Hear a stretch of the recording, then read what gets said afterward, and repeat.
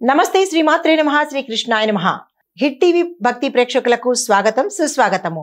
14వ తారీఖు అక్టోబర్ నెల 2025 నాటి మేషాది ద్వాదశ రాశుల వారికి ఈ రోజు దిన ఫలితాలు ఎలా ఉండబోతున్నాయి అనే అంశంలో ముందుగా మేషరాశి వారికి చూసుకున్నట్టయితే కనుక ఈ రోజు అత్యంత అనుకూలమైన రోజు.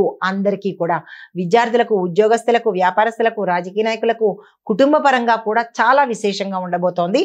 అయితే ఉద్యోగస్తులకు మీరు చేస్తున్న పనిలో గౌరవంతో పాటు ప్యాకేజీ పెరగడం కానీ, స్థానచలనాలు కానీ, లేదు అంటే కనుక కొంతమంది గత కొంతకాలంగా వెయిట్ చేస్తున్నటువంటి ప్రమోషన్స్ ఈ రోజు వచ్చే అవకాశం కనబడుతోంది. పనిలో సానుకూలత కనిపిస్తోంది. తర్వాత కుటుంబంలో శాంతియుతమైన వాతావరణం ఉండబోతోంది. అయితే మీకు చెప్పదగిన సూచన ఏంటంటే కనుక మీరు ఏ పని చేసినా ఆలోచించి నిర్ణయం తీసుకున్నట్టయితే కనుక కొంత మంచి జరిగే అవకాశం కనబడుతోంది. మీకు చెప్పదగిన పరిహారాలు హనుమాన్ చాలీసాని కానీ లేదా హనుమంతుడి ఆలయ దర్శనం కానీ ఈ రోజు చేసుకున్నట్టయితే కనుక విశేషమైన ఫలితాలు పొందుతారు. మీకు చెప్పదగిన మంత్రము ఓం హం హనుమతే నమః. ఈ మంత్రాన్ని సాధ్యమైనన్ని సార్లు చదువుకున్నట్టయితే కనుక మంచి జరిగే అవకాశం ఉంది. తదుపరి రాశి వృషభ రాశి. ఈ రాశి వారికి ఆర్థిక లాభాలు, ఆకస్మిక ధనప్రాప్తి, దీంతో పాటు కుటుంబంలో సానుకూలమైన పరిణామాలు చోటు చేసుకుంటాయి.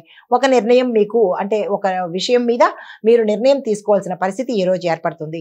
సూచనలు ఏంటంటే కనుక ఆరోగ్యాన్ని జాగ్రత్తగా ఈ రోజు కాపాడుకోండి. అనారోగ్య సూచనలు కానీ, ప్రమాదాలు కానీ జరిగేందుకు సూచన కనబడుతోంది.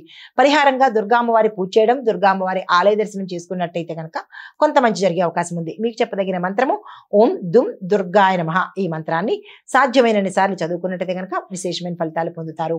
తదుపరి రాశి మిథున రాశి. ఈ రాశి వారికి ఉద్యోగంలో సహకారము, వ్యాపారంలో లాభాలు వచ్చేటట్టుగాను, రాజకీయ నాయకులకు ఈ రోజు అనుకూలమైన రోజు. ఆ దిశగా ప్రయత్నం చేయండి. మీరు ఏ ప్రణాళికలు వేసుకున్నా, ఏ అంటే ప్రయత్నాలు చేసినా ఈ రోజు సక్సెస్ అయ్యే అవకాశాలు చాలా ఎక్కువ కనబడుతున్నాయి. ఆ దిశగా ప్రయత్నం చేసుకోండి.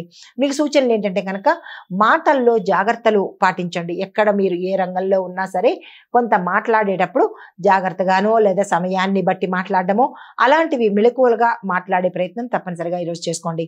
మీకు చెప్పదగిన పరిహారము విష్ణు సహస్రనామ పారాయణ చేయడం కానీ లేదా విష్ణు సంబంధిత ఆలయ దర్శనం చేయడం కానీ చేసినట్టయితే కనుక మంచి ఫలితాలు పొందుతారు. మీకు చెప్పదగిన మంత్రము ఓం నారాయణాయ నమః. ఈ మంత్రాన్ని సాధ్యమైనన్ని సార్లు చదువుకున్నట్టయితే కనుక మంచి ఫలితాలు పొందుతారు.